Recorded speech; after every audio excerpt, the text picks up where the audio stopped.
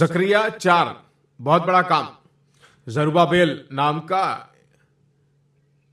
एक military leader, उसके नेतृत्व में परमेश्वर का भवन बनाया जा रहा है, दीवार बनाई जा रही है।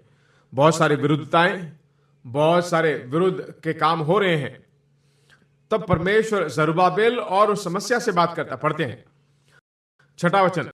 तब उसने मुझे उत्तर देकर कहा, जरुब्बाबेल के लिए यहोवा का वचन यह है, न तो बल से और न शक्ति से, परंतु मेरे आत्मा के द्वारा होगा। सेनाओं का यहोवा का वचन यही है।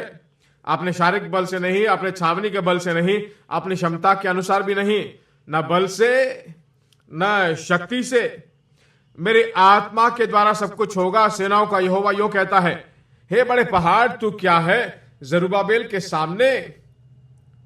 देखिए, परमेश्वर बहुत ही अद्भुत सा परमेश्वर है। यहां भी बात करता है, उससे भी बात करता है। इससे बात करते हुए क्या कहता है, यह शारीरिक बल से नहीं होगा, यह मेरी आत्मा से ही होगा। ऐसा कहकर वापस समस्या को देकर कहता है, हे बड़े पहाड़, हे समस्या, तू जरुब्बाबेल के सामने मैदान हो जाएगा। उससे जो संदेश कहा गया वो अलग है। शरीर को, बल को बड़ा मत समझ, उससे जीतने की मत सोच, परमेश्वर की आत्मा पे निर्भर हो जा। ऐसा कहकर तुरंत अपनी समस्या के कहता है, हे बड़े पहाड़, हे समस्या, तू उनके सामने बिल्कुल मैदान बन जाएगा। हे बड़े पहाड़, तू क्या है जरुब्बाबेल के सामने, तू मैदान हो जाएगा। और वह चोटी का पत्थर ले आएगा। चोटी का पत्थर मतलब फाइनल स्टोन लेकर ऊपर रखेगा। अभी प्रोजेक्ट शुरू नहीं हुआ है, अभी नींव डाली गई है, और नींव डालते ही अंत को बताता है। जरुब्बाबेल जो है आखिरी पत्थर लाकर रखेगा।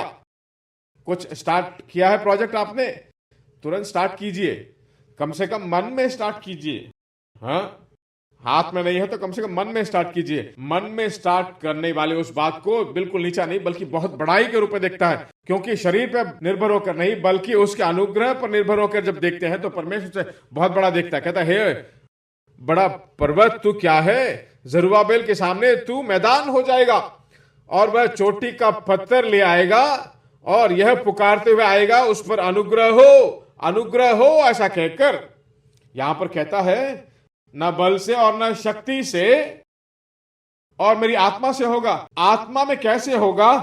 अनुग्रह हो, उस पर अनुग्रह हो। ऐसा कहकर पुकारते हुए हर दिन बोलते रहें आपके लिए। और आपके उस लक्ष्य में एक समस्या है।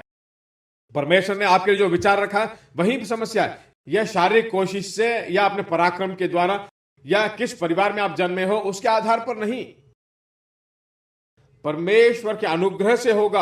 आपको क्या करना? एक समस्या है तो कहिए, हे प्रभु, इस पर तेरा अनुग्रह हो। क्या पति ठीक नहीं है? हे परमेश्वर, पति बहुत समस्या भरा है, आप उसे उठा लो। ऐसा नहीं, बल्कि उस पर अनुग्रह हो, ऐसा कहिए।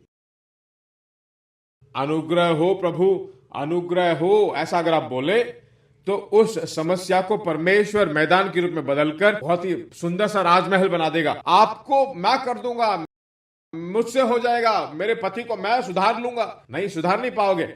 आप अपने आप को सुधार नहीं पा रहे हो। क्या आपने आपको सुधार लिया है? परमेश्वर का अनुग्रह ही हर दिन आपको सुधारता है। मुझे परमेश्वर की आत्मा ही प्रतिदिन बदलता है। हे प्रभु, मुझ पर अनुग्रह हो। धंधे पर हे प्रभु आपका अनुग्रह हो। अनुग्रह बोलते रहिए। उस स्थिति पे आते वक्त प्रेरित पौलुस कहता है, मैं हूं, उसके अनुग्रह के द्वारा मैं हूं। नामुमकिन चीजों को उसने किया, आश्चर्य काम उसने किया। बहुत सभी लोगों से ज्यादा मैंने प्रयास किया। ऐसे कहता कि मैं नहीं, मेरे अंदर जो मसीह का अनुग्रह है तब वही ऐसा करता है। मेरे शारीरिक बढ़ाई के लिए कुछ भी नहीं है। प्रतिदिन मैं नहीं, हे प्रभु तेरा अनुग्रह, तेरी दया, तेरी क्षमता, तेरा सामर्थ, इसी पर निर्भर रहिए। बहुत ही आश्चर्यजनक काम आपका भाग बनकर रहेगा।